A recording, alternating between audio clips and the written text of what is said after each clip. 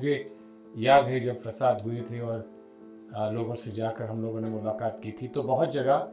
लोग ये बताते थे कि हम आपस में हमने ऐसा कुछ नहीं देखा है कि आपस के लोगों ने एक दूसरे के घर जलाए हैं। बाहर से लोग आए थे और बाहर से आए थे, फला गांव के लोग आए थे, फला जगह के लोग आए थे और वो निशानदेही कर गए, निशान लगा गए। उसके बाद दूसरा बेला आया, दूसरे बेले पर हम लोगों को अटैक करना शुरू किया, हमारे घर जलाने शुरू करे या लूटने शुरू किए। सरसरी तौर पे हम जानते हैं कि माहौल बनाया जा रहा था लोगों को हेट स्पीचेस देकर और लोगों को एक दूसरे से जुदा किया जा रहा था। लेकिन जो लोग आए थे शायद उनके यहाँ तो स्पीचेस भी नहीं हुई होंगी। वो क्यों आए थे, वो कौन लोग थे और वो कहाँ चले गए, तो वो बात हम लोग कभी कभी भूल जाते हैं।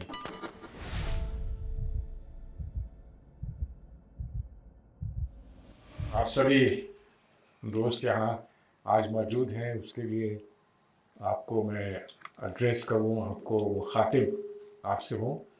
उससे पहले मैं आपको इस बात के लिए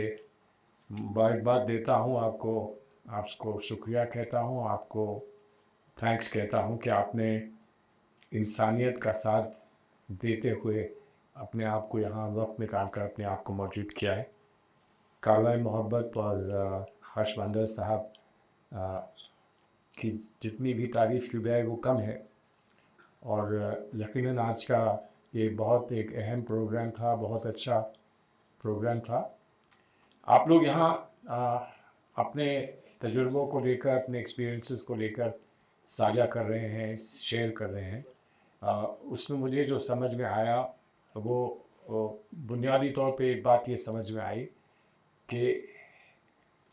जो ह्यूमन बॉन्ड्स हैं वो कोई तोड़ता है या वो टूट जाते हैं, ये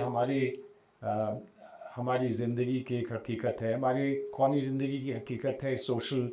हमारी सोशल ज़िंदगी की एक हकीकत है। और मुझे याद है जब फसाद हुए थे और लोगों से जाकर हम लोगों ने मुलाकात की थी, तो बहुत जगह लोग ये बताते थे कि हम आपस में हमने ऐसा कुछ नहीं देखा है कि आपस के लोगों ने एक दूसरे के घर जलाए हैं। बाहर से लोग आए थे और बाहर से आए थे, फला गांव के लोग आए थे, फला जगह के लोग आए थे और वो निशानदेही कर गए, निशान लगा गए। उसके बाद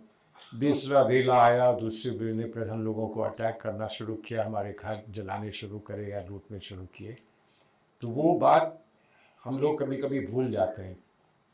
ही जाते हैं कि हमारा इतना दर्द है और हमारी जो शिकायतें हैं और हमारी जो तकलीफ़ है उसको दूर करने के लिए जो हमको करना चाहिए और किसको क्या करना चाहिए था और किसने क्या किया है, अभी तक नहीं क्या हो पाया है। और आपने ये 5 साल की रिपोर्ट यहाँ पर रखी है। उसके दो पहलू हैं कि एक तो हम वो भूल गए कि वो ऐसा क्यों हुआ कि जो लोग आए। सरसरी तौर पे हम जानते हैं कि माहौल बनाया जा रहा था लोगों को हेट स्पीचेस देकर और लोगों को एक दूसरे से जुदा किया जा रहा था। लेकिन जो लोग आए थे शायद उनके यहाँ तो स्पीचेस भी नहीं हुई होंगी। वो क्यों आए थे, वो कौन लोग थे और वो कहाँ चले गए, ये मसला हम भूल जाते हैं क्या, क्योंकि हम अपनी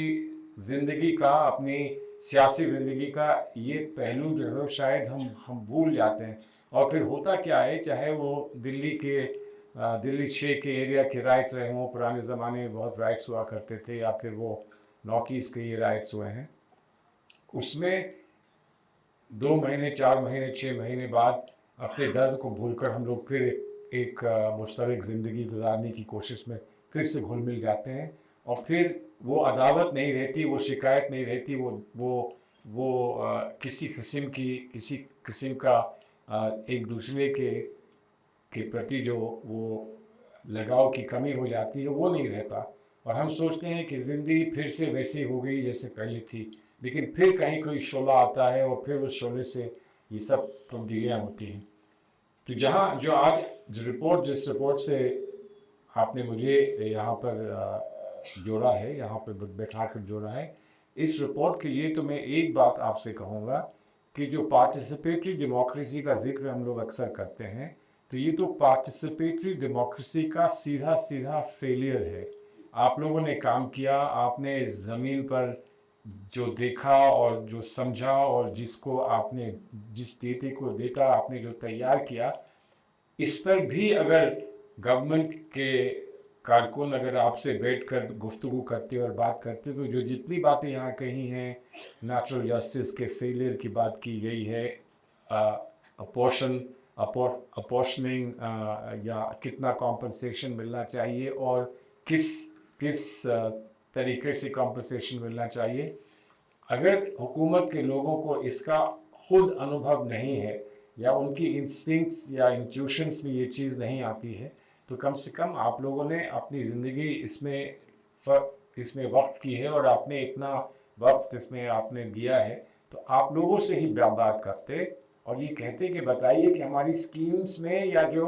हमने जो भी मेथोडोलॉजी बनाई है उसमें क्या कमी है। आपने अपनी इस रिपोर्ट में मेथोडोलॉजी का जिक्र किया, तो कम से कम अगर हम पार्टिसिपेटरी डेमोक्रेसी में बिलीव करते हैं तो आपसे कम से कम बैठकर ये बात करते। जो आदमी जाता है और जो थोड़ा सा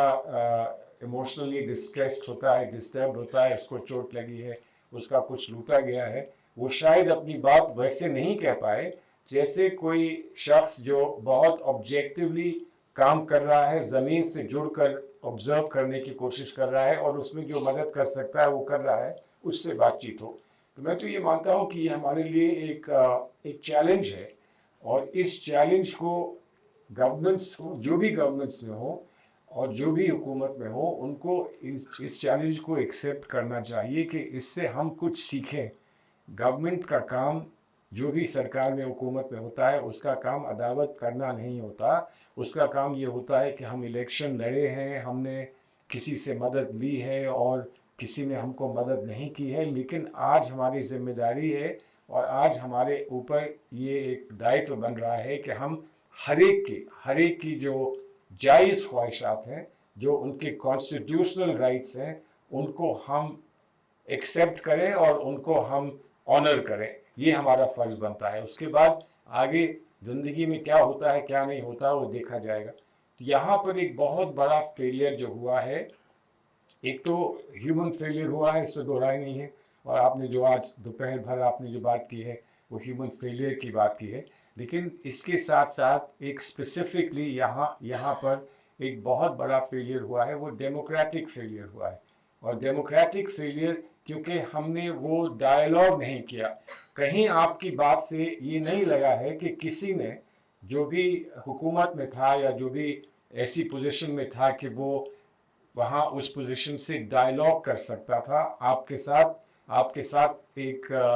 एक आदान प्रदान बात कर सकता था, कि उसने करने की ऐसी कोशिश करी। इंडिविजुअल्स ऐसे रहे होंगे जिन्होंने आपके साथ बात करने की कोशिश करी, लेकिन वो नहीं हुआ।